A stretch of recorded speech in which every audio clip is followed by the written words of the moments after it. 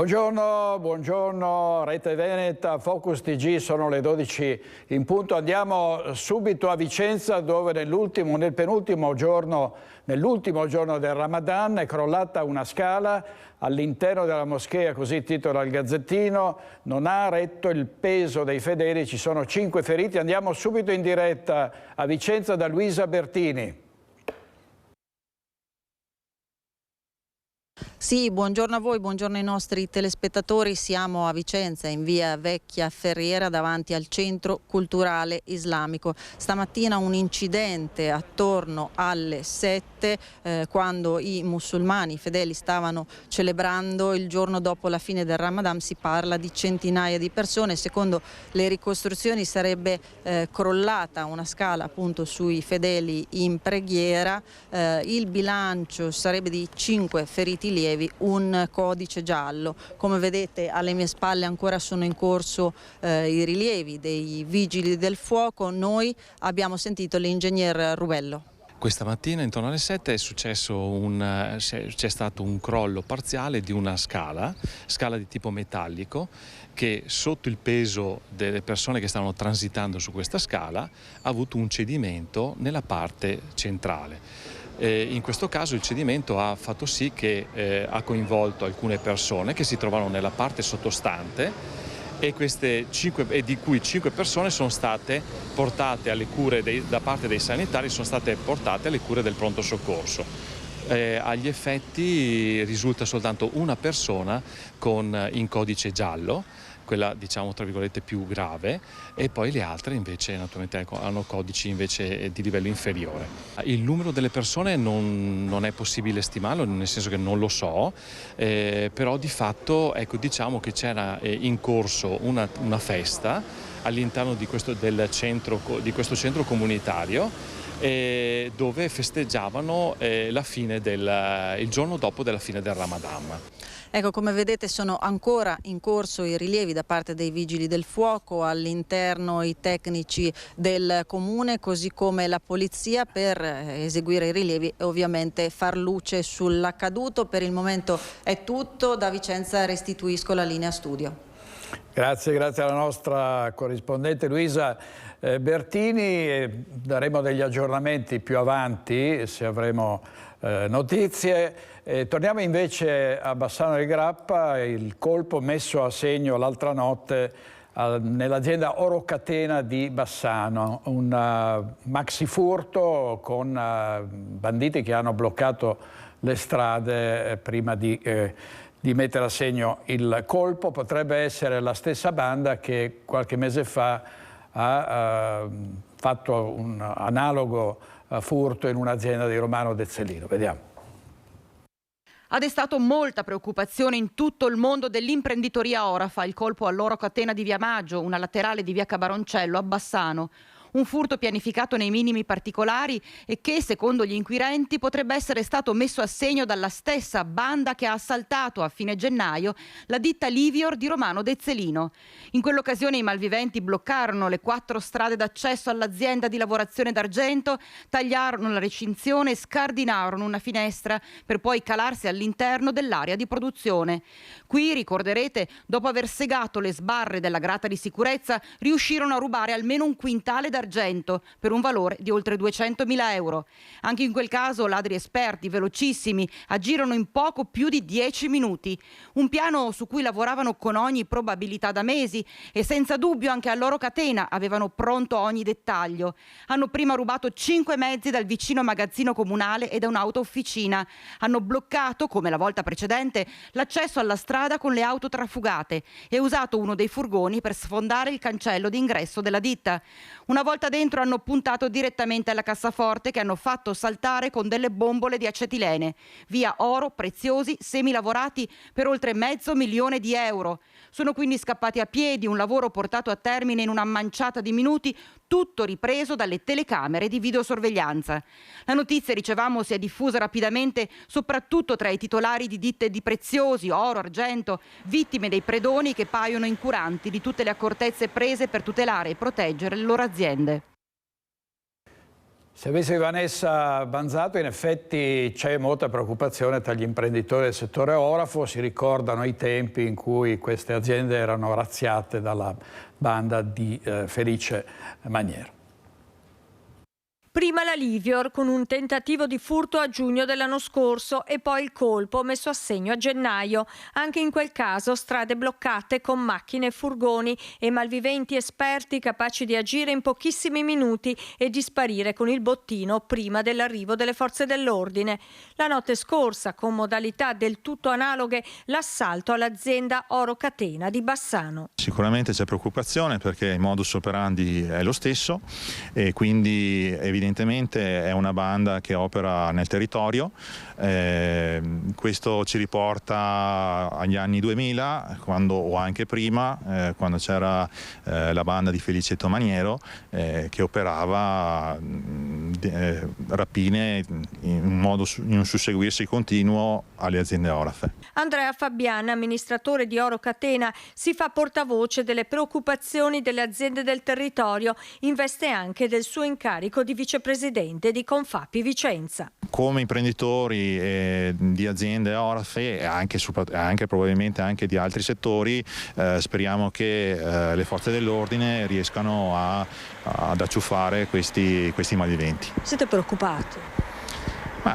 Siamo preoccupati, sì, certo, perché le difficoltà in questo periodo sono molte, quindi dobbiamo già affrontare queste come imprenditori, affrontare il mercato, affrontare tutto quello che c'è stato anche post-Covid. Quindi anche dover subire questi attacchi e queste problematiche è un surplus non indifferente. Ed è stato indagato il camionista padovano che ieri a Villorba ha investito un anziano sul ciglio della strada. È stato rintracciato dai carabinieri nel pomeriggio il presunto autore dell'investimento del 76enne avvenuto nel primo mattino a Villorba. Ore frenetiche di indagine hanno consentito di risalire all'uomo che si trovava alla guida di un camion di proprietà di una ditta del Padovano, dal quale, dopo il violento urto, si erano staccati dei pezzi di carrozzeria poi rinvenuti sul posto dai militari dell'Arma. Sono le 7 circa quando sulla strada Postioma un camionista di passaggio lancia l'allarme. Nel prato adiacente la carreggiata c'è un anziano riverso a terra, arriva il suo M118 per prestare i primi soccorsi, il 76enne è grave e viene portato al Cafoncello. Contemporaneamente i carabinieri vogliono fare luce su quanto successo. I frammenti di veicolo trovati nelle vicinanze sono una solidissima base di partenza. Da qui l'attività di indagine che porta al camion della ditta padovana e al conducente che risulta formalmente indagato per lesioni e omissioni di soccorso. Il quadro è in evoluzione, si tratta di capire se l'uomo si sia reso conto o meno dell'impatto. Quanto al 76enne resta gravissimo al Cafoncello, ma quella di ieri è stata l'ennesima giornata difficile sulle strade della Marca, dove nel tardo pomeriggio si è registrato un violento incidente frontale lungo la Feltrina Pederobba. 2 i feriti, di cui uno grave. Sarebbe stato il conducente di una Ford per causa in corso di accertamento a perdere il controllo del mezzo, invadere l'opposto senso di marcia e schiantarsi contro un'altra auto. Immediato l'intervento di soccorsi sul posto ambulanza e automedica da Crespano e una seconda ambulanza. Giunto anche lì di soccorso da Treviso e i vigili del fuoco che hanno liberato dalle lamiere contorte il 56enne automobilista portato a Treviso in elicottero. Al momento è in prognosi riservata. L'altro conducente coinvolto nello schianto non sarebbe in gravi condizioni. A procedere è stata la Polstrada. Intanto stanno migliorando le condizioni del 14enne che a Casale sul Sile è precipitato dal tetto del capannone ex Foffano. Vediamo il servizio di Marta Marangoni. Siamo in contatto costante con la famiglia e anche noi siamo lieti insomma, che le cose stiano migliorando. Ovviamente sarà un percorso lungo. Però insomma fortunatamente è andata bene. Sono in progressivo lento miglioramento le condizioni del 14enne precipitato sabato sera dal tetto del capannone dell'ex Foffano in Riviera Fornaci a Casale sul Sile, dove era salito con 2 amici per girare un video con il telefono. L'intera comunità si stringe, la famiglia tira un sospiro di sollievo per un episodio che poteva avere conseguenze fatali.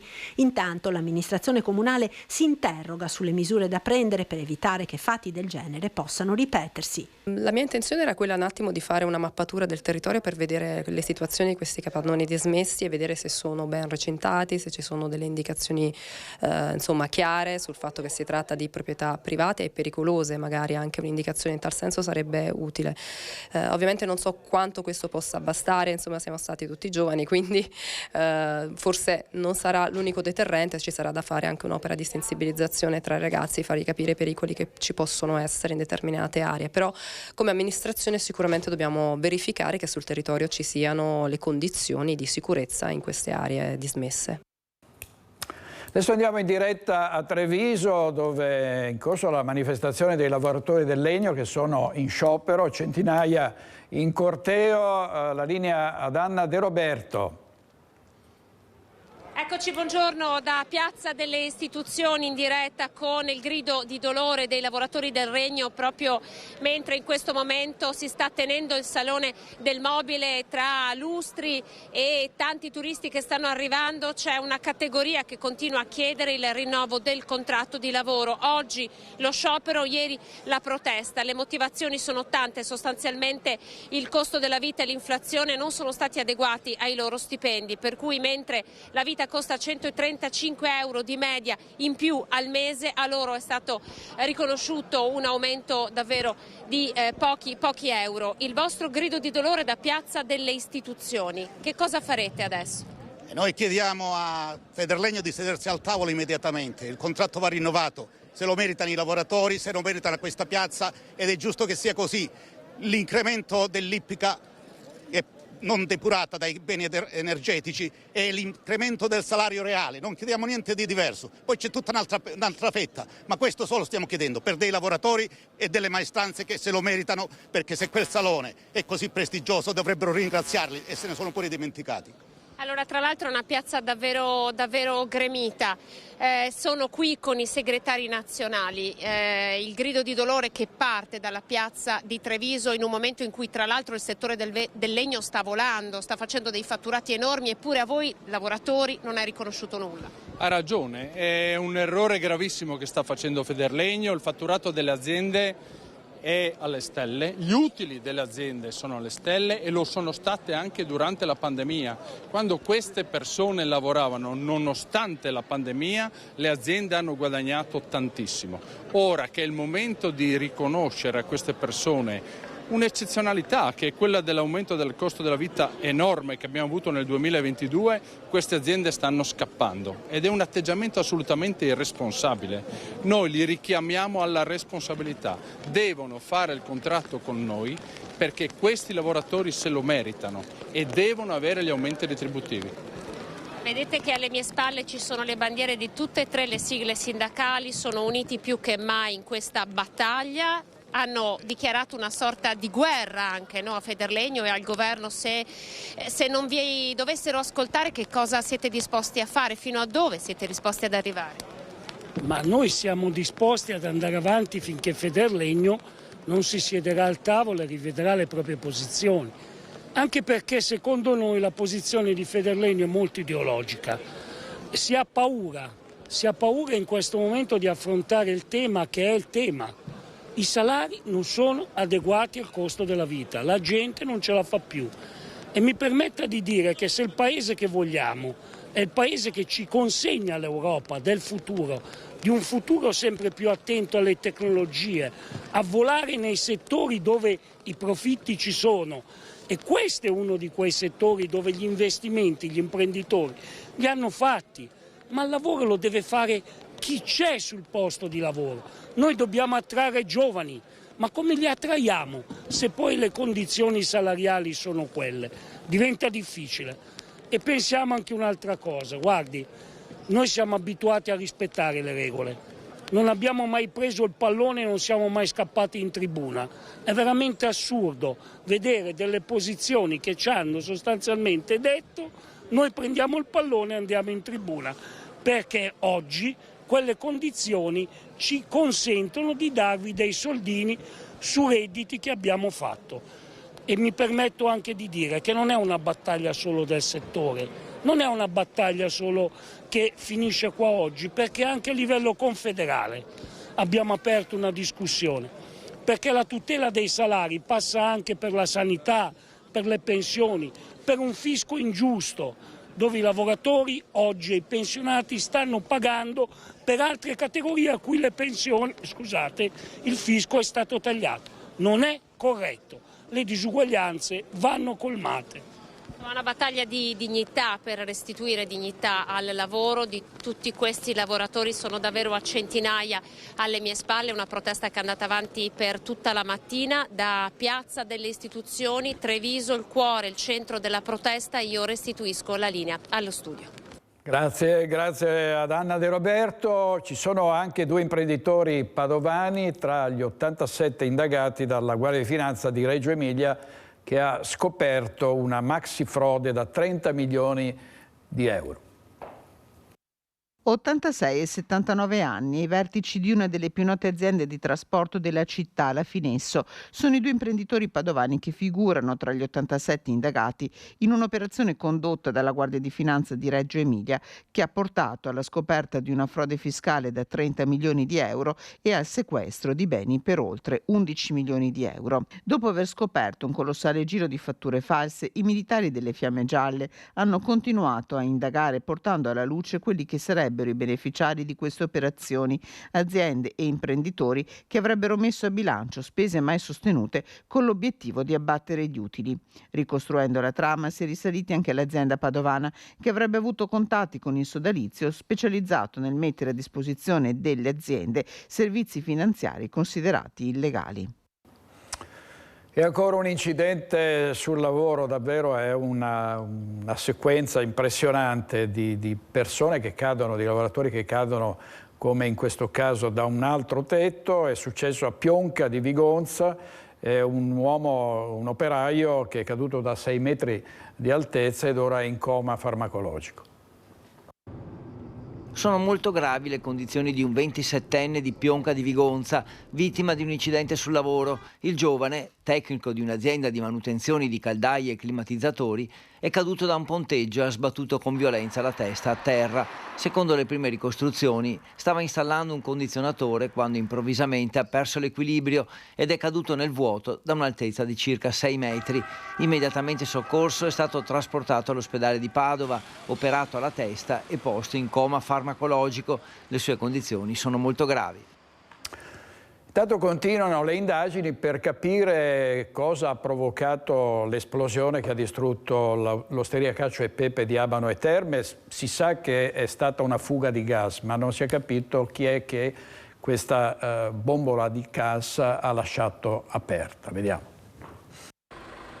Indagano a 360 gradi i carabinieri di Abano Terme per far luce su quella che poteva essere una vera e propria tragedia, l'esplosione dell'osteria Cacio e Pepe avvenuta mercoledì intorno alle 8:30. Nessuno è rimasto ferito, contusa solo una donna che stava per entrare nel locale. Ingenti sono invece i danni alla struttura, dove sono esplosi tutti i vetri ed è crollato anche un muro. Come testimoni sono stati interrogati i dipendenti del locale, 7 le famiglie che vivono grazie al lavoro dell'osteria. Dopo i dipendenti potrebbero essere sentiti anche i residenti della zona. Sono 16 gli appartamenti che si trovano nel condominio dell'osteria, 3 quelli sopra il locale. Nessuno ha subito danni e tutti i residenti sono potuti rientrare a casa. Dopo le verifiche dei vigili del fuoco è stato anche liberato l'accesso al garage sotterraneo. Sotto sequestro resta il locale. I danni, secondo una prima stima, si aggirano sui 50.000 euro, ma la chiusura potrebbe aggirarsi sui 2 mesi e prima dovranno essere compiuti tutti gli accertamenti necessari. Gli inquirenti stanno anche passando a setaccio le immagini delle telecamere di videosorveglianza. Di sicuro l'esplosione è stata causata da una fuga di gas, incriminato una bombola. Resta da capire se si tratti o meno di un incidente. E c'è stata, come vi abbiamo detto giorni fa, una esplosione in un appartamento di Feltre, nel quartiere di Farra. Adesso anche l'ultima famiglia che era stata trasferita in un albergo è tornata a casa. Vediamo un aggiornamento. L'esplosione avvenuta nella notte tra venerdì e sabato della scorsa settimana, nessuna delle persone coinvolte la potrà dimenticare. Certo non le famiglie svegliate nella notte da un boato che si è sentito fino in città, ma nemmeno chi si è recato sul luogo a prestare soccorso. Vi fu un solo ferito, l'uomo nel cui appartamento avvenne l'esplosione causata dal gas, ma l'emergenza sembra essere ora alle spalle. Sì, guardi, l'emergenza è finita in quanto appunto abbiamo sistemato tutte queste persone che sono accompagnate anche psicologicamente se lo desiderassero, perché abbiamo a disposizione appunto un servizio preposto, abbiamo persone formate, specializzate per questo. Stiamo in attesa di vedere quali sono le condizioni del ragazzo che è stato colpito purtroppo da questa esplosione.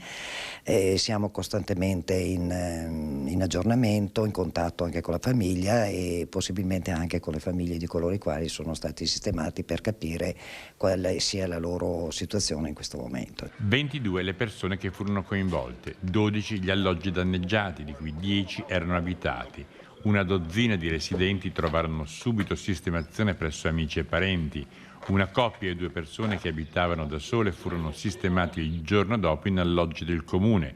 Oggi infine è stata trovata una sistemazione in un appartamento per la famiglia con i 4 bambini, per i quali serviva una dimensione abitativa con maggiore metratura. Noi adesso appunto abbiamo aperto un conto corrente attraverso l'azienda Feltrina e quindi già da oggi ci saranno tutte le indicazioni qualora qualcuno desiderasse aiutare queste persone.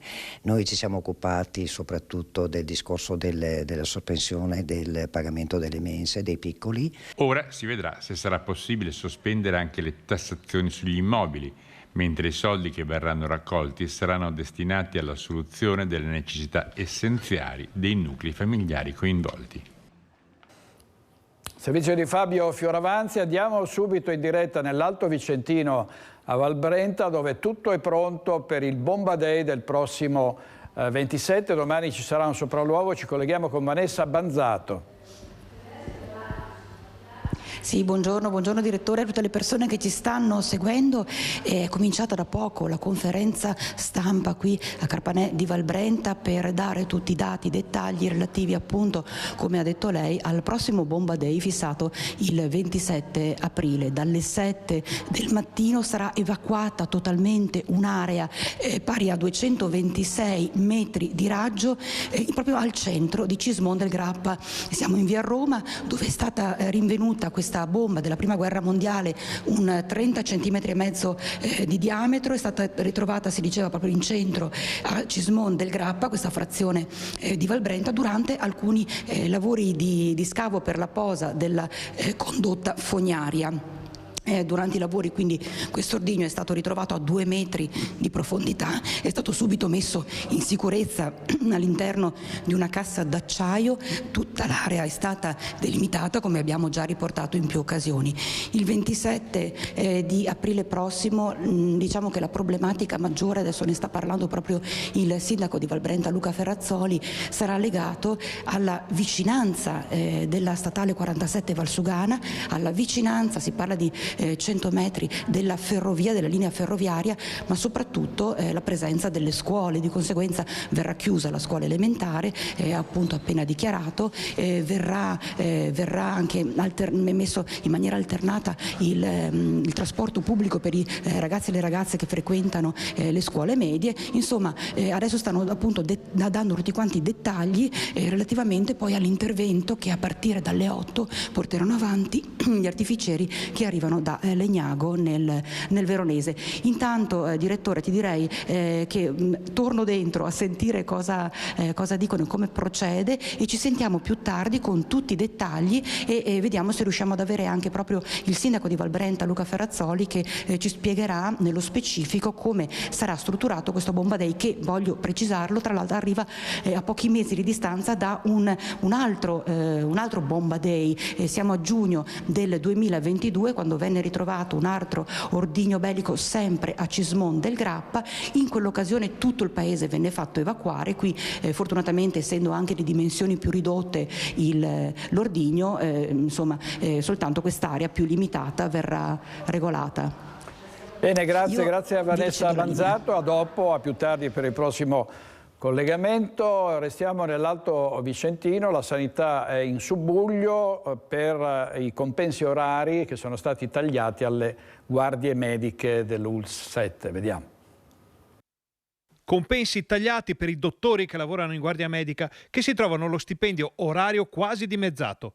Accade in alcune aree dell'UIS 7 dove i medici della continuità assistenziale hanno ricevuto una mail dalla direzione dell'azienda sanitaria pedemontana che segnala la conferma del compenso di 40 euro l'ora solamente le ore eccedenti, ovvero su 9 turni di guardia medica 8 vengono pagati 23 euro e l'ultimo gli effettivi 40 decisi dalla normativa regionale di riferimento.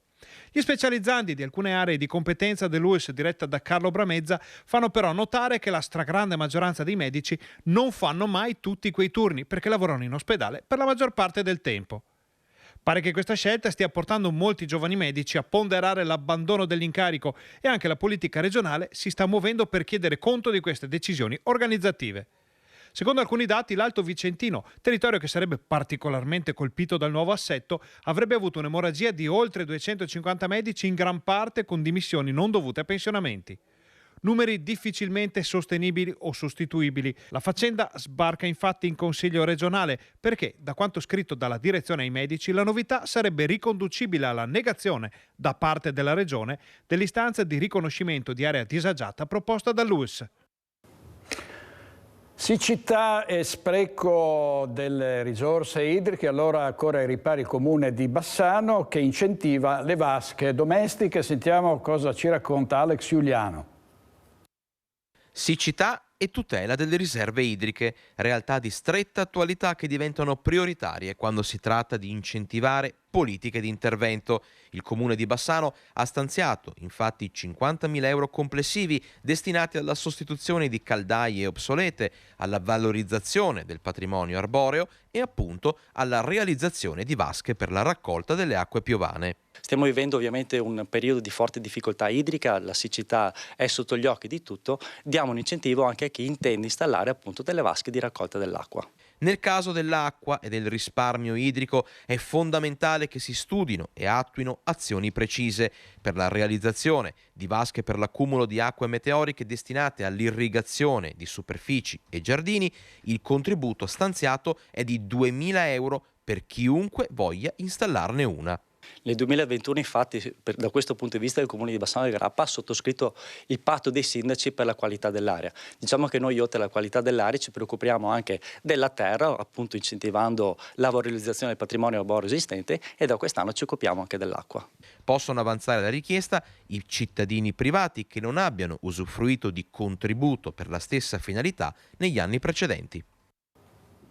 Andiamo a Mestre adesso in diretta da Anna Maria Parisi perché è passato il progetto della Maxi Torre di Viale San Marco, 60 metri di grattacielo. C'è la protesta che è andata avanti per mesi da parte dei cittadini, ci sono i comitati di nuovo sul sentiero di guerra. A te la linea, Anna Maria. È passato, buongiorno il direttore, sì, dicevi bene, è passato il progetto della torre di Viale San Marco a Mestre, 60 metri con quanti voti? 17 voti favorevoli, 12 contrari, 17 voti favorevoli sui 25 consiglieri di maggioranza, quindi la parte restante non era presente nella seduta di ieri a Ca' Farsetti.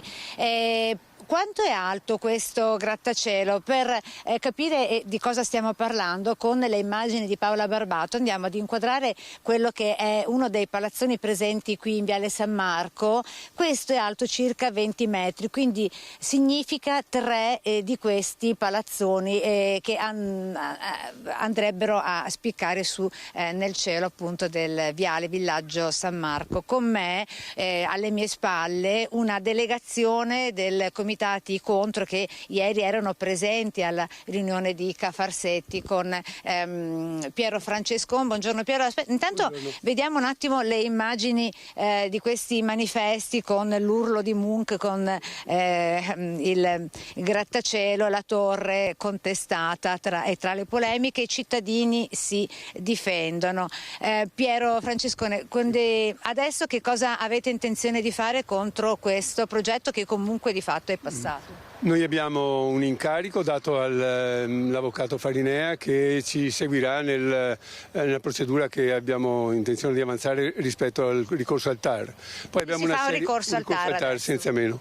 Poi abbiamo una serie di iniziative già calendarizzate in piazza il sabato domani e sabato prossimo per informare la popolazione, anche il centro di Mestre, di come stanno andando le cose, come sono andate e come le proseguiremo, e abbiamo poi altre iniziative in quartiere, perché noi al quartiere siamo legati da sempre, per cui per esempio questo fine settimana ci saranno delle bancherelle che abbiamo cercato di portare, ci sono le giostre e in tutte queste occasioni noi diffonderemo questa informazione che stanno facendo uno schifo e che rispetto a questa situazione noi non molleremo e vorremmo provarle tutte fino a che qualcuno riesca a capire che un progetto che è stato realizzato con il concorso di Comune, Provincia e Regione, il progetto del villaggio San Marco, e che è dentro un piano regolatore che non prevede nuove costruzioni, viene stravolto in una maniera dirompente. Questo è quanto, e noi a questo non vi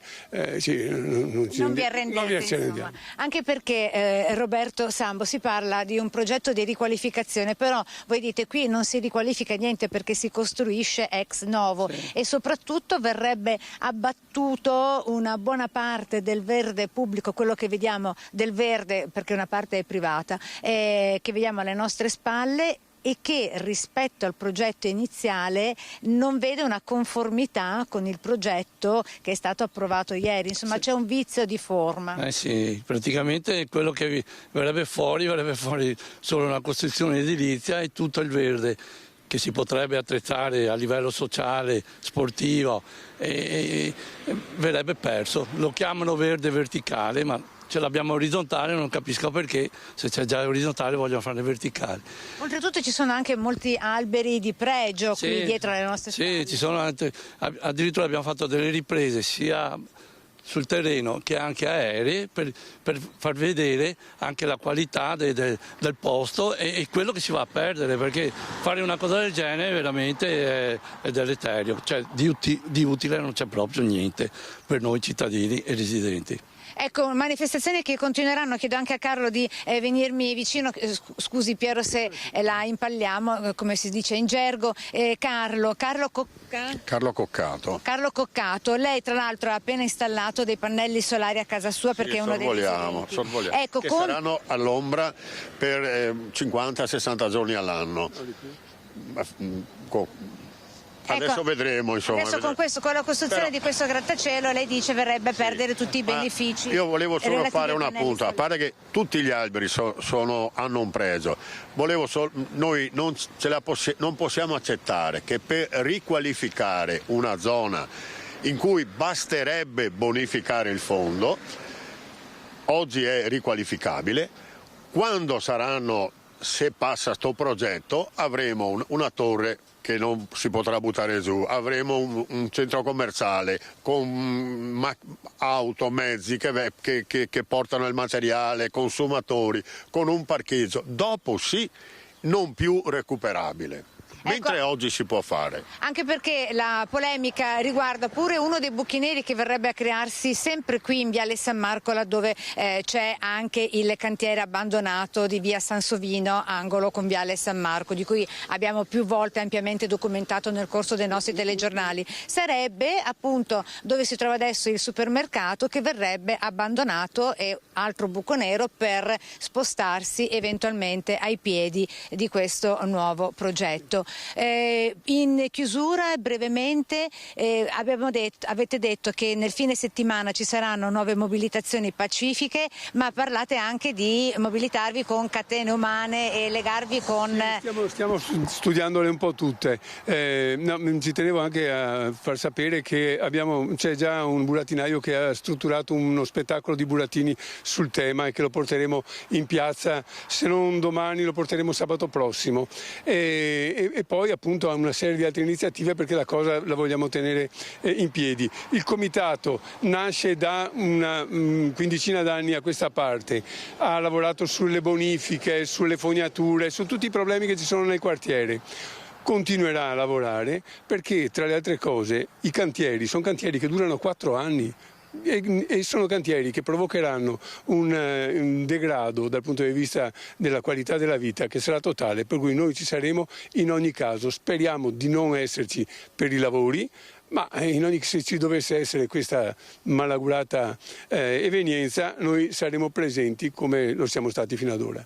Quindi la mobilitazione continua, sì, mi dica brevemente che dobbiamo chiudere. Solo per tenere presente, quello è un asilo. Con bambini. Adesso, sì, abbiamo di fronte a noi.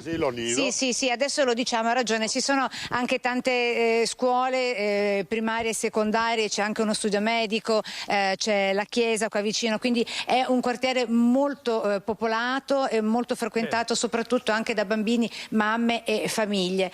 Quindi le mobilitazioni continueranno, direttore, nonostante il progetto al momento sia passato. La linea può tornare allo studio. Grazie molto Anna Maria Parisi. Vediamo un'altra notizia, un altro incendio è scoppiato in una casa, siamo sempre nel Bellunese, incendio, poi un'esplosione, 15 persone evacuate, un pompiere ferito, e ci collegheremo tra poco con Tiziana Borognani che è andata subito sul posto. Adesso la politica, il commovente addio dello sceriffo Giancarlo Gentilini, ieri a Palazzo dei 300 a Treviso, l'addio alla politica e ovviamente ai suoi colleghi in Consiglio Comunale. Sentiamo.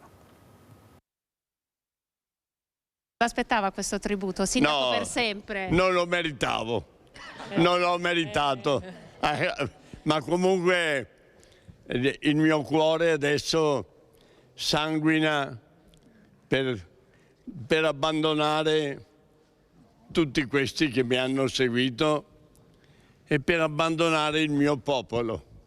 Ma voglio dire, caro sindaco, cari assessori, cari consiglieri,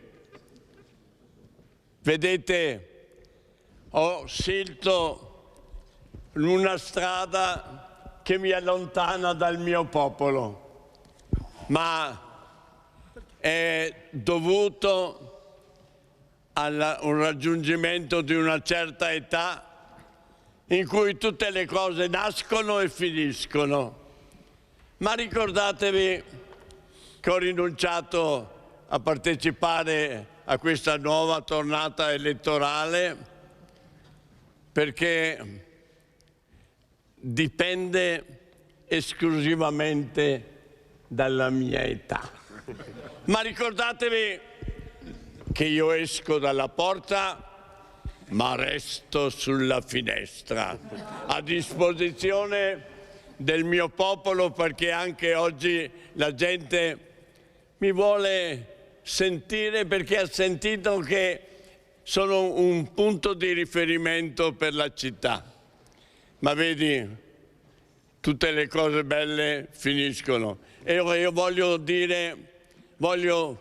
ringraziare tutti quelli che dal 1994 sono stati con me in quella rivoluzione del modo di amministrare la città di Treviso. Siamo scesi in mezzo al popolo, abbiamo sofferto, ma abbiamo vinto. E ora questa rivoluzione deve portarla avanti il nuovo sindaco, i nuovi consiglieri, perché la gente si aspetta che quel grande passaggio del 94 continui attraverso i nuovi.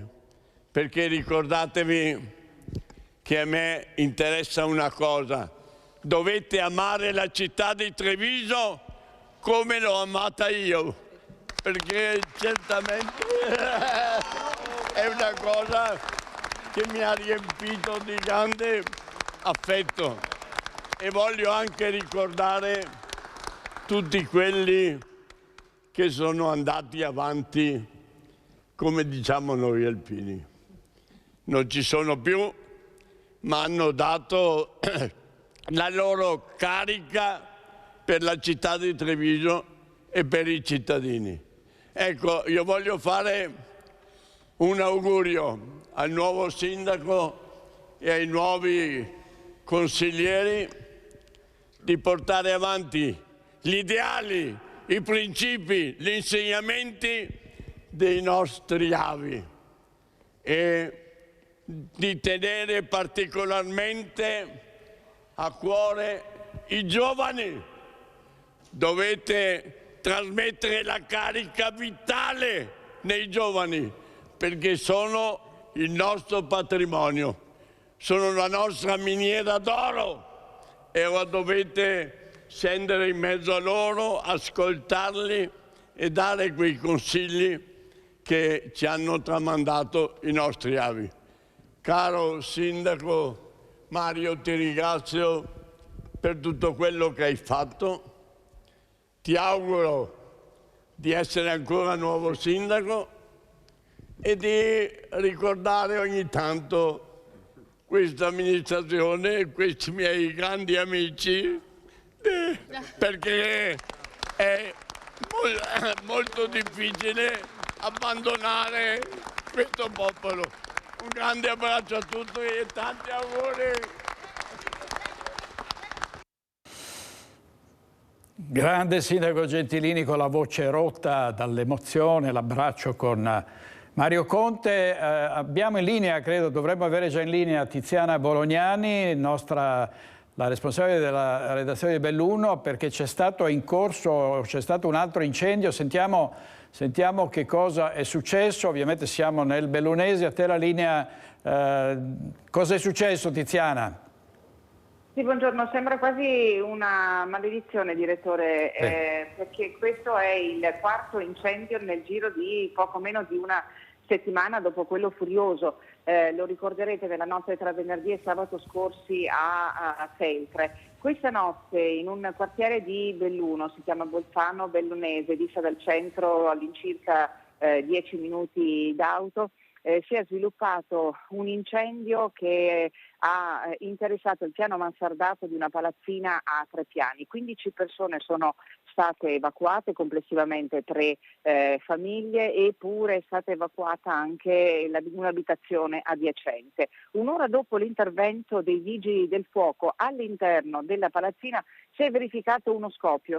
L'onda d'urto ha investito un pompiere che in quel momento stava lavorando, che è stato subito immediatamente soccorso, è stato portato al pronto soccorso dell'ospedale di Belluno per gli accertamenti e miracolosamente non è accaduto nulla, nel senso che dopo le medicazioni ha potuto fare rientro a casa. Nella zona sono arrivati i vigili del fuoco non solo dal comando provinciale di Belluno, ma anche i volontari di Longarone. In questo momento i pompieri stanno svolgendo non solo le operazioni di smassamento, ma anche le operazioni tecniche, quelle per risalire alla causa di questo incendio, che sulle prime parrebbe essere riferito al surriscaldamento di una canna fumaria. Ecco, tutto questo però lo si saprà con il passare delle ore, certamente non oggi, nei prossimi giorni.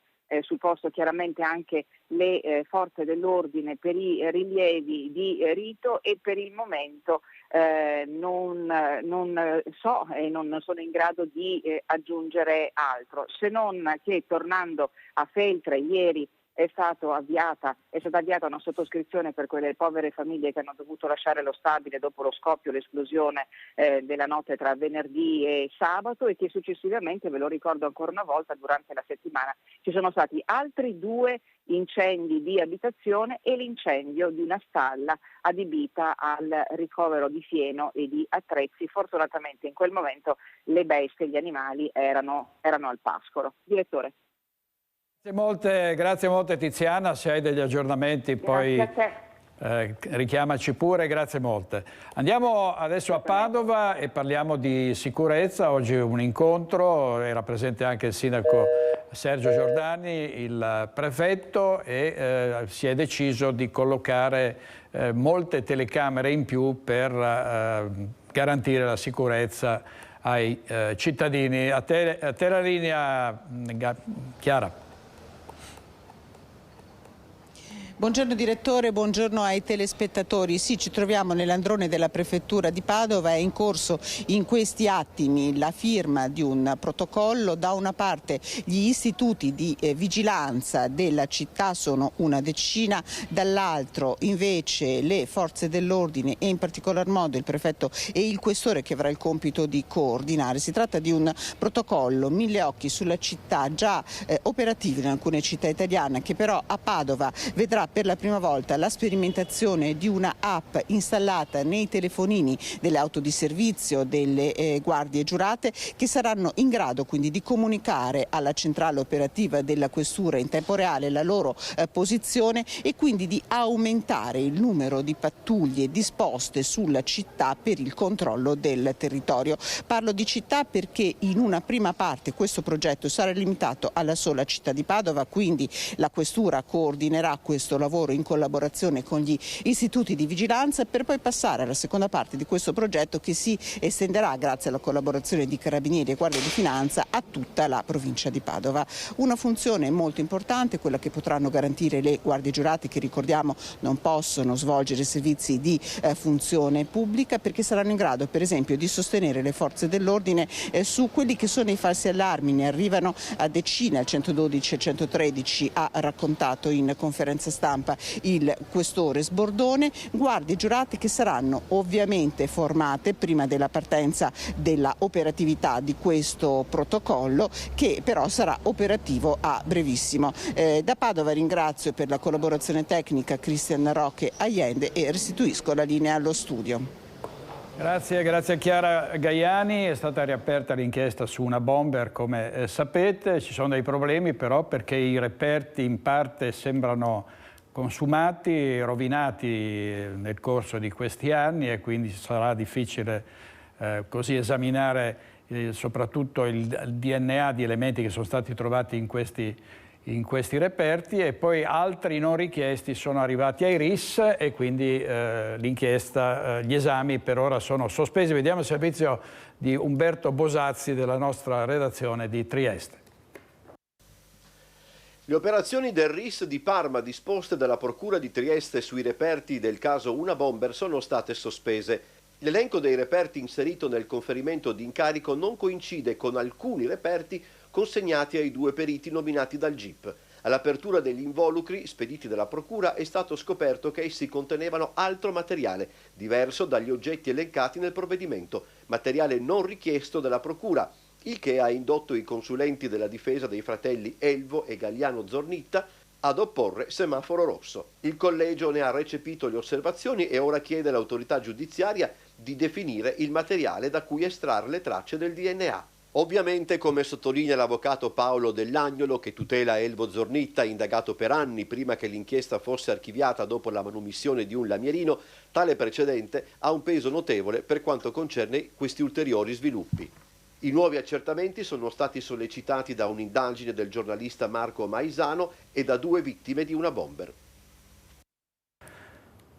Infuria la polemica, come sapete, sulle frasi e le dichiarazioni del ministro Lollobrigida, che ha parlato di sostituzione etnica, di rischio di sostituzione etnica, e di qua tutto quello che il governo intende fare per evitare di richiamare migranti regolari in Italia, piuttosto di far fare figli alle famiglie. Sentiamo cosa dice al riguardo, cosa ha detto al riguardo Massimo Cacciari. Sì, è molto grave che ci siano ministri di questo genere, sì, di questo tipo, molto molto grave. Non possiamo arrenderci all'idea della sostituzione etnica. Le parole pronunciate al congresso CISAL dal ministro Francesco Lollobrigida sono diventate un caso. Duramente contestate dall'opposizione, hanno creato malumori anche all'interno della stessa maggioranza. Il filosofo Massimo Cacciari, ex sindaco di Venezia, parla di messaggio arcaico.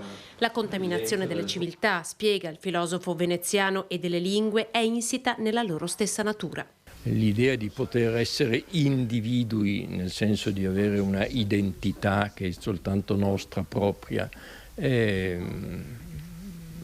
pura idiozia, nel senso letterale del termine. Idiotes in greco vuol dire uno che pensa di avere un mondo tutto suo, questo è l'idiota. Un errore per cacciare e avvicinare il tema della denatalità, un problema reale, con quello dell'immigrazione altrettanto importante. Calo demografico e flussi migratori sono questioni che sfuggono all'analisi dei dati per essere troppo spesso piegate all'esigenza della propaganda. Gli storici delle civiltà sanno benissimo che una tendenza così accentuata a non far figli è un sintomo di crisi di una civiltà, non c'è dubbio alcuno. Ma il problema che cos'è? Che costringe a far figli? O pensare che il fare figli o non farli dipenda semplicemente dal tuo reddito, semmai dipenderà dalla situazione complessiva dei servizi, da condizionamenti sociali generali, mai soltanto dal reddito, anche ma in minima parte, come dimostrano tutte le ricerche demografiche di questo mondo. E il governo, proprio per aiutare le famiglie a procreare, ha deciso di proporre un taglio delle tasse per le famiglie che dovessero avere 2 figli. Che su questo ovviamente c'è in atto uno scontro politico. Noi siamo andati a sentire su questo i vicentini. Si fanno sempre meno figli, problema nazionale lo svuotamento progressivo delle culle che non risparmia il vicentino. Nel capoluogo negativo è il saldo naturale tra decessi e nuovi nati. Nel 2022 a fronte di 1412 decessi sono state 743 le nascite, segnando il meno 669 unità.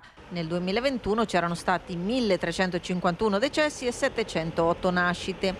E il tasso medio di natalità, che indica i nati ogni 1000 abitanti a Vicenza, dal 2015 al 2022 è passato da 7,2 a 6,7. Secondo me il problema è dovuto agli alti costi del mantenimento dei figli, mentre negli anni 60, diciamo più o meno quando siamo nati noi, c'era forse una gestione diversa della famiglia. Quindi i bambini venivano al mondo, crescevano in qualche modo, i genitori li seguivano come potevano, bene forse, visto che siamo diventati tutti grandi. Invece adesso le problematiche sia sociali, costi della scuola, costi di mantenimento delle famiglie sono molto alti, quindi una coppia giovane o anche non meno giovane, quando deve mettere al mondo un figlio ci pensa. Nella percezione individuale secondo me pesa più la precarietà. Sicuramente sarebbe un aiuto, ma i giovani hanno bisogno anche di lavoro. Intanto il governo lavora ad un provvedimento sulla natalità. L'idea sarebbe quella di ridurre la tassazione per le famiglie con più figli a carico. Sicuramente tagliare le tasse, però anche aumentare le retribuzioni alle persone che lavorano, perché altrimenti è difficile. Riduzione delle tasse d'asilo sicuramente, sì, e magari un po' incrementando anche un po' più gli stipendi, considerando tutti gli alti costi che ci sono. Quegli stipendi non si sono alzati proprio di un centesimo. Ci vogliono più servizi e soprattutto anche mandarli all'asilo se entrambi i genitori lavorano è molto costoso, diciamo, no? Se uno ha 2 figli non basta uno stipendio. Queste erano dichiarazioni raccolte a Vicenza, sentiamo invece i padovani, vediamo. Abbassare le tasse per fare più figli perché l'Italia invecchia, lei pensa che sia un provvedimento utile? È assurdo. Non hanno la percezione di quello che significa avere dei figli e doverli seguire.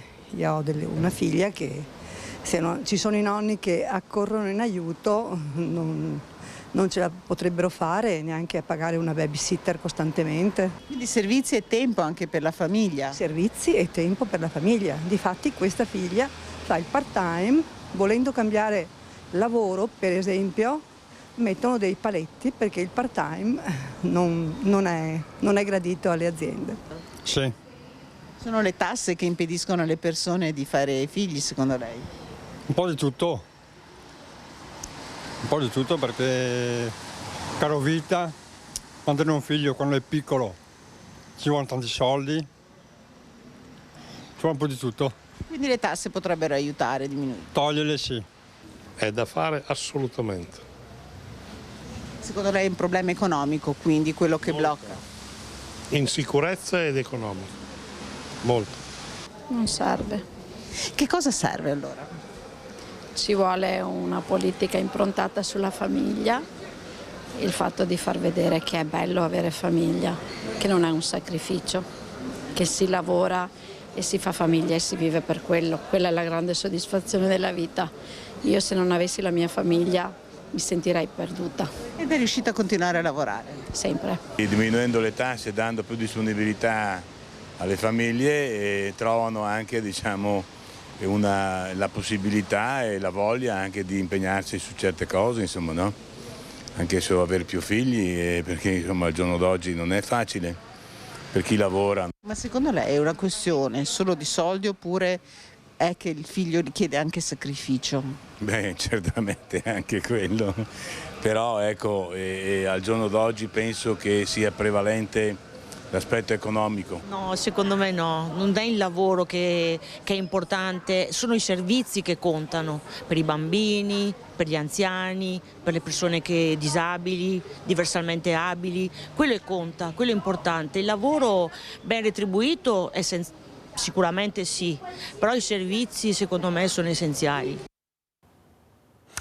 L'Unione Europea ha detto di no al rinnovo automatico delle concessioni balneari. Ne abbiamo parlato ieri sera a Focus con i nostri ospiti, tra loro c'era anche Alessandro Bertonna, presidente di Union Mare. Sentiamo una parte del dibattito. Ahimè, un gap reputazionale, come dire, molto importante, perché troppo spesso da certa stampa vengono dipinti come una categoria di lazzaroni. Una delle cose che ci viene additata è proprio quella dei canoni demaniali, che paghiamo troppo poco.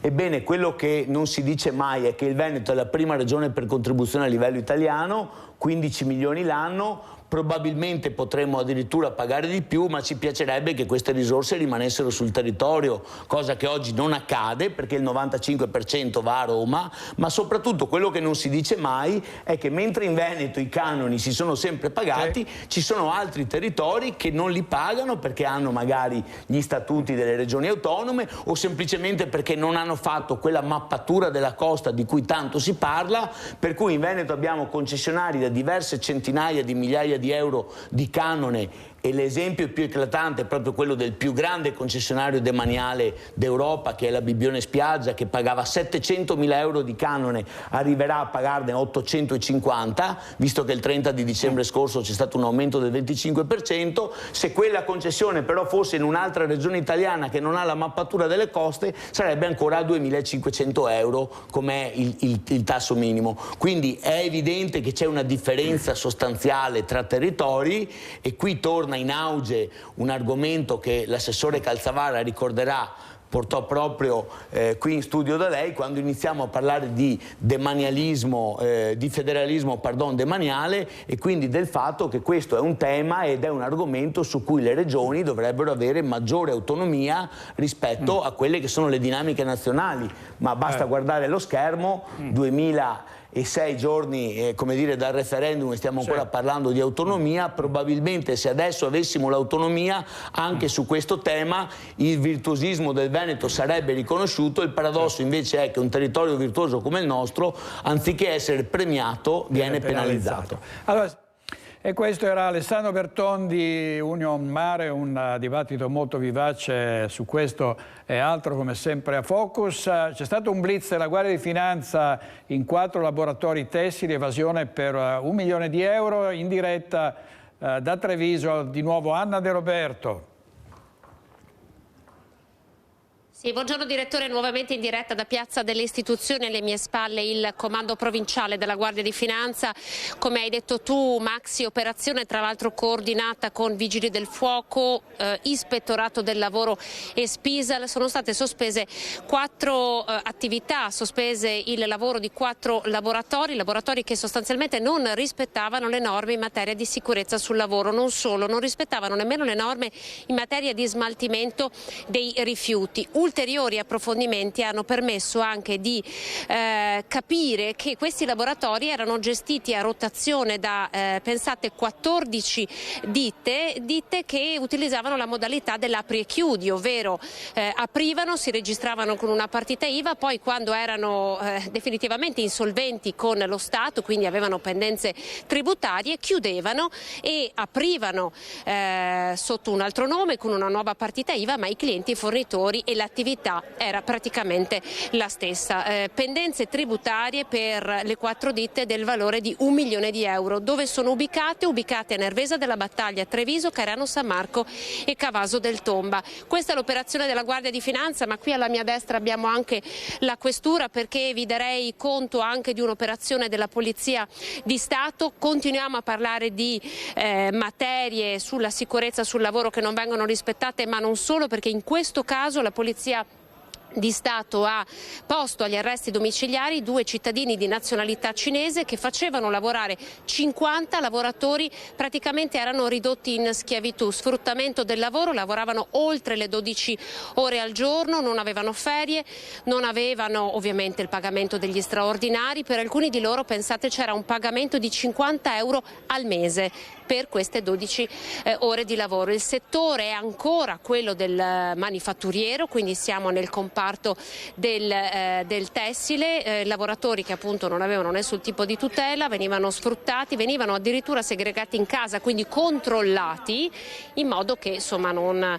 parlassero, non uscissero, non avessero una vita sociale. Ecco, 2 cittadini di nazionalità cinese sono stati arrestati, sono agli arresti domiciliari, per loro c'è l'obbligo di firma e il braccialetto elettronico, quindi 2 grandi operazioni importanti di Guardia di Finanza e della Polizia di Stato legate al rispetto delle norme in materia di lavoro. E da Treviso è tutto.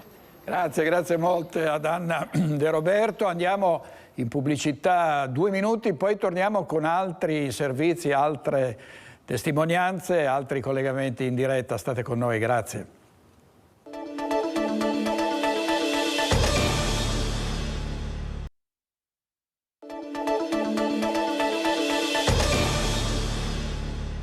Di nuovo in diretta con Focus TG. Domani saranno celebrati a Isola Vicentina i funerali di Pietro De Bernardini, 25 anni, la seconda vittima della tragedia della Norvegia, la valanga che ha travolto alcuni sci alpinisti. Purtroppo ci sono state 2 vittime.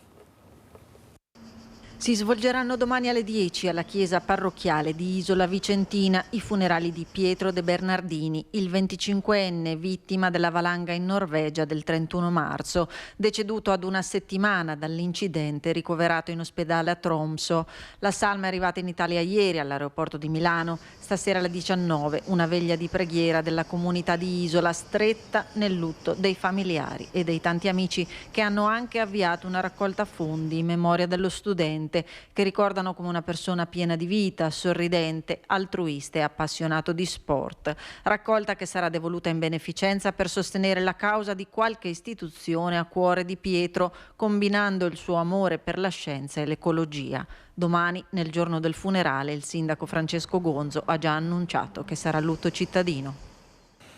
Servizio di Luisa Bertini. Andiamo di nuovo in Valbrenta, dove c'è Vanessa Banzatto in compagnia del sindaco in vista del Bomba Day del prossimo 27. A te la linea, Vanessa. Rieccoci direttore, siamo assieme al sindaco di Valbrenta Luca Ferrazzoli e assieme a lui vogliamo capire come si svolgerà quello che è stato definito Bomba Day a Cismon del Grappa, proprio nel cuore del paese, dopo il ritrovamento di questa bomba. Sindaco, il 27 aprile come funzionerà il tutto? Beh, funzionerà il tutto che dalle 7 di mattina di fatto sarà interdetta la circolazione e ci sarà un'ordinanza di evacuazione all'interno del centro abitato di Cismon, quindi dalle 7 tutto chiuso e dalle 7 alle 7:40 sarà consentita ancora l'uscita dall'abitato di Cismon.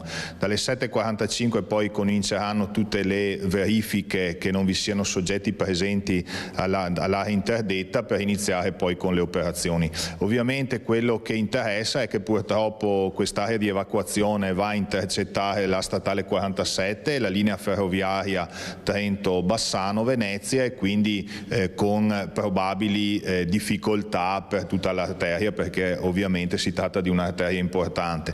L'intervento richiede una durata di almeno 10 ore, salvo imprevisti, quindi si invitano, diciamo, tutti i soggetti interessati che normalmente fanno uso di questa strada di tener conto delle indicazioni che verranno date, e quindi in particolare, per quanto possibile, passare lungo la Feltrina da nord per Arsier e da sud per Romano Dezzelino. Ecco, come è successo non tanto tempo fa, siamo nel giugno 2022 con il ritrovamento dell'altra bomba che è stata appunto poi fatta brillare, e anche in questo caso è vicinissima alle case. Sì, è vicinissima alle case. La volta scorsa parlavamo di una bomba da 500 libre, questa è di peso inferiore perché la prima era della seconda guerra mondiale, questa è della prima, però si tratta di un ordigno, insomma, che risulta essere stato lanciato e quindi diciamo in una situazione di instabilità che rende l'intervento anche in questo caso particolarmente difficile. Poi lo spessore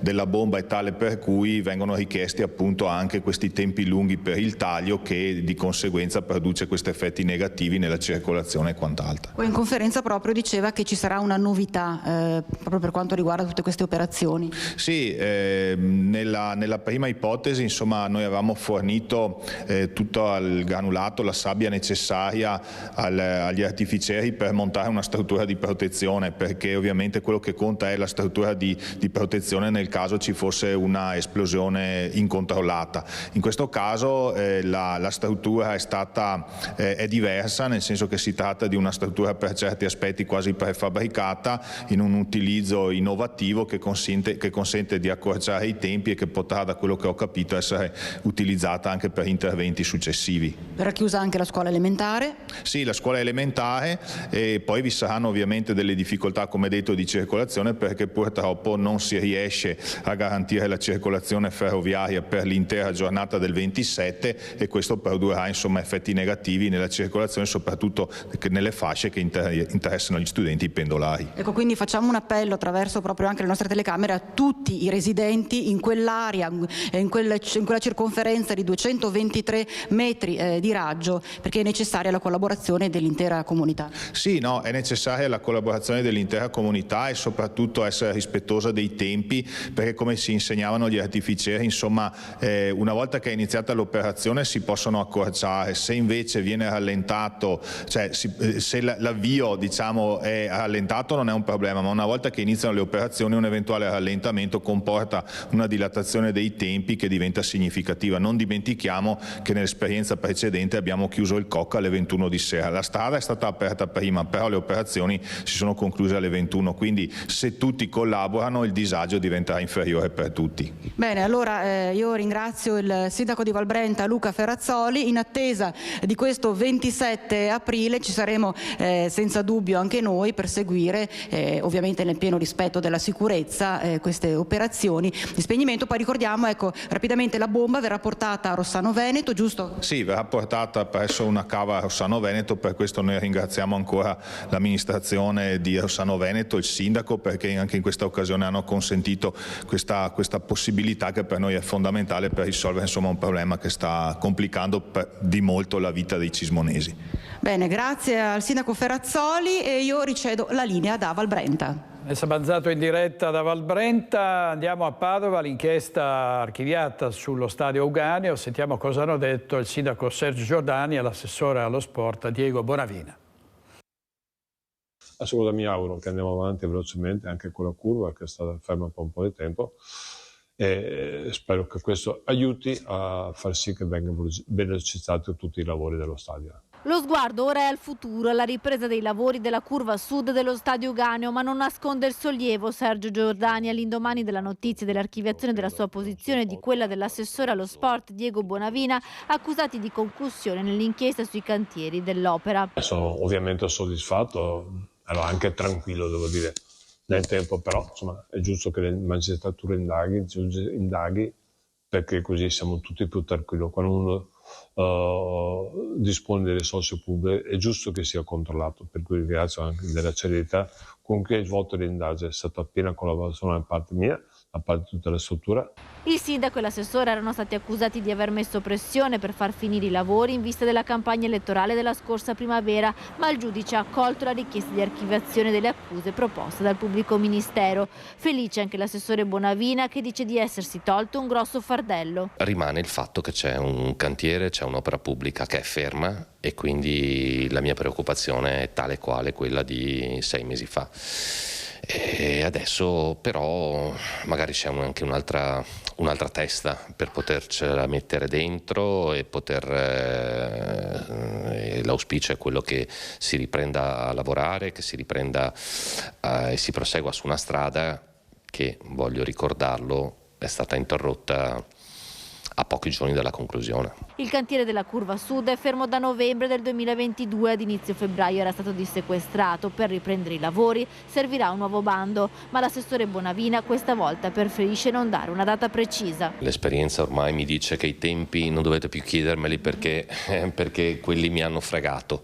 Onestamente adesso vi posso assicurare che abbiamo tutti i tecnici comunali del settore degli impianti sportivi che stanno lavorando su questo, stanno lavorando sullo stadio Uganeo, stiamo andando avanti con lo stato di consistenza, vogliamo assolutamente portare avanti quest'opera e l'auspicio è che insomma quanto prima si possa ripartire.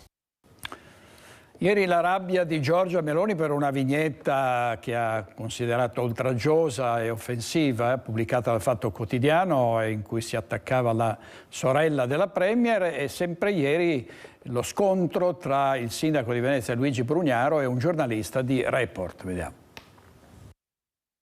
Il veleno nella coda a guastare almeno parzialmente il clima di entusiasmo per la presentazione del progetto di rinascita dell'ex ospedale al mare ci ha pensato l'incursione del giornalista di Report Walter Molino, che ha chiesto chiarimenti al sindaco relativi alla pratica antimafia della Scuola Grande della Misericordia.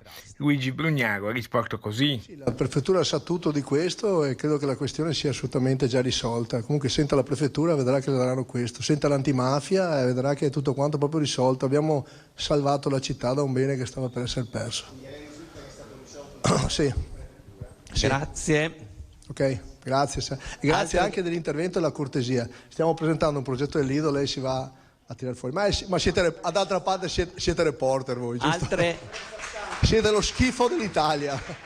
Affermazioni che hanno sollevato subito la dura presa di posizione di Monica Sambo per il Partito Democratico di Venezia, che ha parlato di inaccettabile attacco alla libertà di stampa, e della CGIL, nonché del sindacato dei giornalisti del Veneto.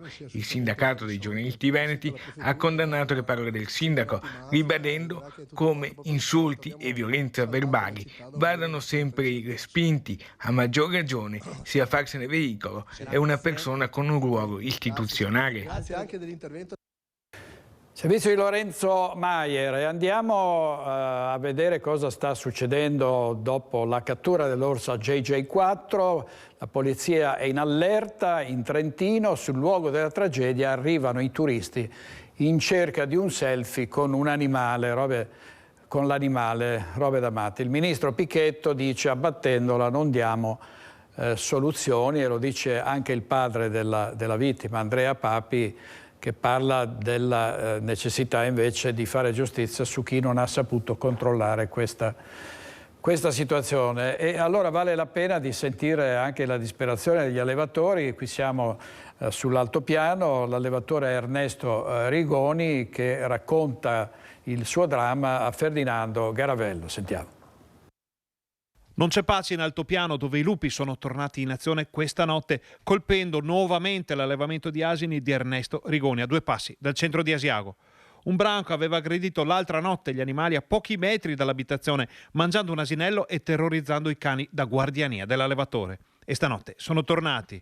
Questa mattina mi sono alzato verso le 8, ho trovato un'altra asina sboranata vicino a quella di ieri, a 7-8 metri, non hanno neanche toccato la carcassa di quello di ieri.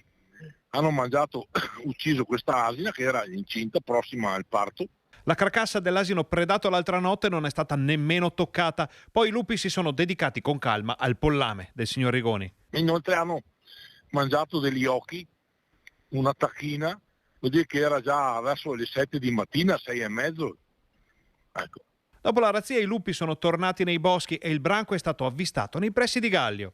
E dopo li hanno visti, difatti mi hanno detto che qua sopra Gallio, sopra il Gasta, quasi nella zona residenziale, li hanno visti passare verso le 7, 7:15. Erano 4-5 lupi in mezzo alla strada, proprio erano panciuti, pieni di mangiare, sicuramente erano quelli che sono venuti a casa mia.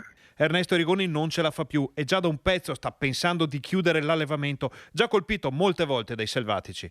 Dopo la predazione dell'altra notte si era sfogato dicendo che se non fosse cambiato nulla avrebbe portato il suo gregge in municipio come forma di protesta. Ora la resa è ancora più vicina. Sono così deluso che, guardi, no, non ho parole, non ne dico niente, basta. Nessuno si fa sentire, nessuno si fa vedere.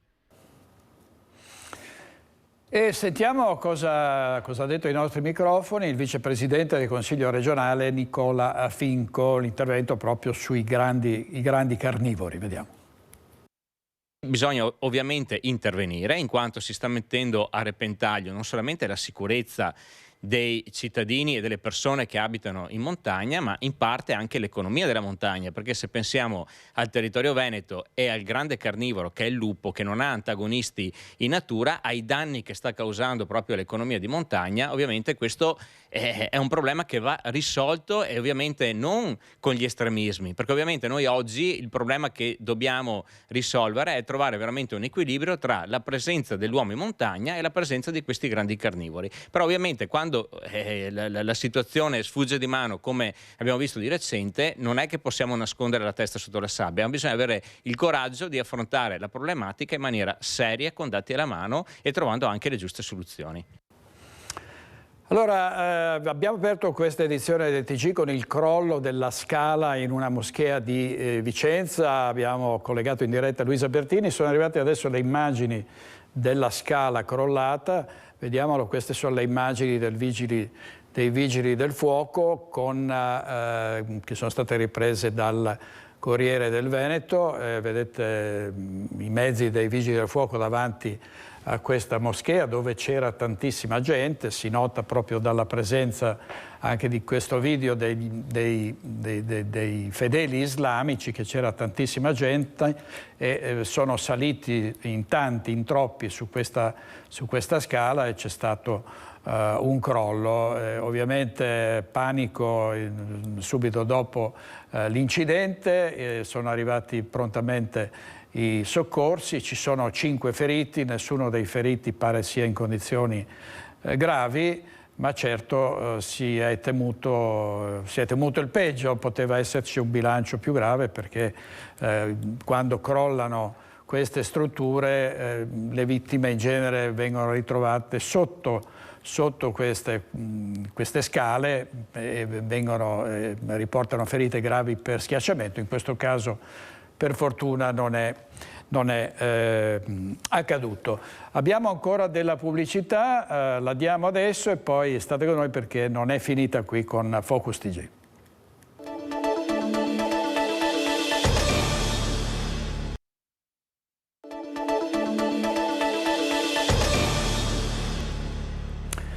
E il bullismo è diventata una piaga sociale che porta molti giovani addirittura a dei gesti estremi, si fa di tutto per combatterlo. È venuto in Veneto anche il ministro Valditara a parlare di quello che si intende fare contro i vigliacchi che se la prendono con i più deboli. All'Istituto Max Planck di Villorba l'esempio di 15 studenti che si propongono come mediatori per passare dalla violenza verbale e fisica al dialogo e alla mediazione. Vediamo. Voi siete i primi mediatori della nostra scuola È una grande sfida che noi abbiamo deciso di intraprendere contando su di voi. Il Planck è il 22esimo istituto a livello nazionale, il primo nella Marca a ricevere l'attestato invece di giudicare del progetto nazionale dell'Agenzia Formativa Risorsa Cittadino per promuovere il dialogo e le parole al posto dell'aggressività e della violenza.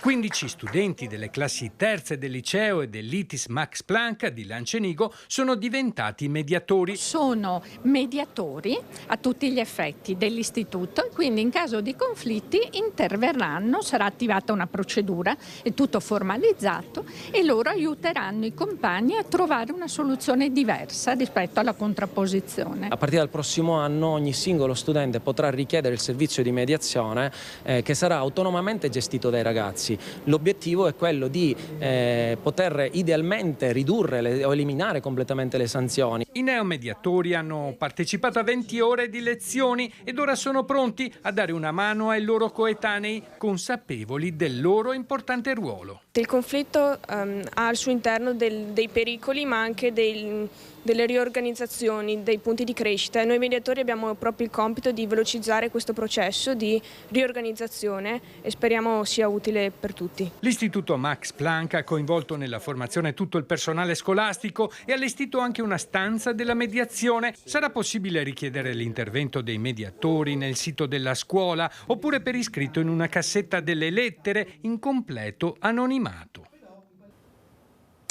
In regia oggi Tony Esposito con Simone Merlo. Saranno celebrati domani pomeriggio alle 15 nella chiesa parrocchiale di Negrisia di Ponte di Piave i funerali della dottoressa Maria Grazia Carraro, direttrice generale dell'ULSS 1 Dolomiti. Domani sera alle 19:30 nel medesimo luogo verrà recitato il Rosario, un dolore profondo, una partecipazione estesa a quella dell'intera comunità bellunese per la scomparsa della dottoressa Carraro che lascia un vuoto incolmabile. Il servizio di Tiziana Bolognani. La cosa più importante era la persona con cui la dottoressa Carraro si interfacciava, aveva a che fare. E questo trattamento riservato a me, ai colleghi, agli amici, lei lo dedicava a ognuno dei 200.000 abitanti di questo territorio, di questa ULSS ampia, come se fossero dei suoi familiari. Si affollano i ricordi e sono animati da profondo affetto. Amatissima da tutto il personale dell'azienda sanitaria, in queste ore difficili gli attestati di stima e riconoscenza sono rivolti alla dottoressa Maria Grazia Carraro, che ha saputo declinare al meglio la sua professione, anteponendo a se stessa il ben essere di tutti, capacità espresse e mai sospese nei suoi giorni più difficili. È il dottor Sandro Cinquetti, direttore del Dipartimento di Prevenzione dell'ULSS 1, a fissare in modo autentico i tratti di Maria Grazia Carraro, con la quale ha lavorato fianco a fianco per 10 anni. La dottoressa Carraro ha passato ore in fila per ricevere personalmente un tampone, senza chiedere percorsi privilegiati. Questa era lei, un cittadino comune nei momenti in cui doveva ricevere, un direttore generale attento quando doveva dare, organizzare, fare. Instancabile e combattiva, Carraro non ha risparmiato impegno e sforzi nella fase delicata della pandemia e delle vaccinazioni anti-Covid. C'è un episodio che io non potrò mai dimenticare. Il 13 di marzo del 2021 era appena iniziata la campagna vaccinale. Avevamo chiamato ad accesso libero tutti gli anziani, i nostri nonni, nati nel 38 e nel 39. Noi avevamo scelto il sabato perché l'ospedale era libero, si poteva parcheggiare, arrivare. Avevamo 4 drive-in attivi sul territorio. Lei era già qui, fin dal mattino presto, che incoraggiava, sosteneva, finché siamo arrivati a spostare le panchine per far sedere gli anziani uno per uno. E ricordo che lei non si lamentava delle panchine per me molto pesanti. Le panchine del parco ospedaliero di Belluno sono molto pesanti. A metà giornata se n'era andata e io ero sicuro che fosse rientrata a casa per tirare il fiato. Ho saputo poi che era andata a Feltre per ripetere le stesse cose con i ragazzi che lavoravano là. Lei era così, si dedicava ad ogni suo operatore come se si trattasse di suo figlio. Una grande professionista, una donna speciale, dal Comelico alla Mona aveva saputo intessere dei rapporti molto intensi con tutto il territorio. Telemedicina e innovazione tecnologica per attivare in provincia di Belluno modalità di cura in settori specifici che consentono di ridurre gli spostamenti. Maria Grazia Carraro ha individuato sin da subito i bisogni delle terre alte, assumendo la gestione dell'ULSS 1 Dolomiti con grande senso di responsabilità nei confronti di tutte le comunità del territorio bellunese. Negli ospedali la direttrice generale ha portato l'intelligenza artificiale per dare ai professionisti i massimi standard tecnologici. Ha fatto rete con i comuni, ha rinnovato la squadra di primari, ben 22 in meno di 2 anni, scrive l'ULSS 1, e un lavoro certosino dietro le quinte sull'organizzazione dell'azienda, favorendo la cultura dell'analisi dei dati alla base delle decisioni. La dottoressa Carraro ha lavorato sempre con voi pur a distanza? Sì, l'abbiamo vissuta via telefonate e via WhatsApp. Ieri sera rileggevo i WhatsApp perché la dottoressa ogni tanto si arrabbiava e diceva che gli mandavo di WhatsApp incomprensibili, ed era vero purtroppo. Ci sentivamo tutti i giorni, lei vedeva tutti gli atti, io mi confrontavo, ma anche i colleghi, continuamente con la dottoressa Carraro, sempre, costantemente. È la direttrice amministrativa dell'azienda sanitaria bellunese a ricordare il rapporto professionale e umano con la dottoressa Carraro, che ha affrontato di petto la grave carenza di medici, attivando prima in provincia un appartamento per gli specializzandi e una rete di soluzioni abitative a prezzo calmierato, oltre ad aver spinto per il riconoscimento delle zone disagiatissime per i medici di medicina generale e per altri benefit da inserire nel welfare aziendale. Della direttrice generale, scrive l'azienda, l'idea è la concretizzazione di un protocollo con l'Università di Padova, che ha impegnato l'Ateneo a incrementare il numero di specializzandi che completano la formazione in ULSS Dolomiti, favorendo anche l'incremento dei posti disponibili nella sede locale del corso di laurea in infermieristica. La mancanza non è solo professionale, che ovviamente c'è ed è diffuso questa caratteristica, e soprattutto umana, la mancanza. Partecipazione e cordoglio anche da fuori provincia. Qui il dottor Francesco Benazzi, direttore generale dell'ULSS 2 Marca Trevigiana. È una persona preparatissima, qualificata e umana, che è una cosa sostanziale quando si fa questo mestiere. Io la ricordo perché l'ho incrociata più volte nell'arco della mia vita professionale e ho sempre apprezzato queste sue qualità, che sono veramente straordinarie, che è quello del rapporto umano e anche della determinazione nel lavoro, che è fondamentale. E quindi io la ricordo veramente con affetto, sinceramente, per tutto quello che lei ha dato alla nostra comunità. Funerali di Maria Grazia Carraro domani pomeriggio alle 15 a Ponte di Piave. È tutto per questa edizione di Focus TG, grazie per averci seguiti e ci vediamo domani.